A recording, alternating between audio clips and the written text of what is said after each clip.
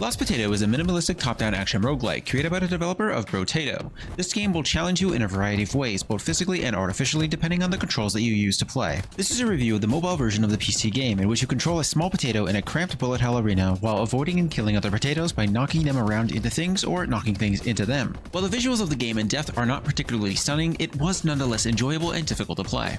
It depends on how you control the game. If you connect your controller to your device, transforming it into a twin-stick shooter, it plays much better, but also has a little bit of drifting on the movement. If you take control of the mobile controls, they will frequently get in the way of each other owing to how they both function. If you try to do both the movement and the attack at the same time, it will often cancel out the movement or cancel out the attack, and if you touch too close to the center of the screen, it will use the other function. It's very annoying when the game is all about accuracy and control. There really isn't much to say about this because it's just an overly simplistic action roguelike. You begin with a very basic potato, and as you progress through the game, you unlock certain add-on effects for your starter potato based on how successfully you played the other previous classes.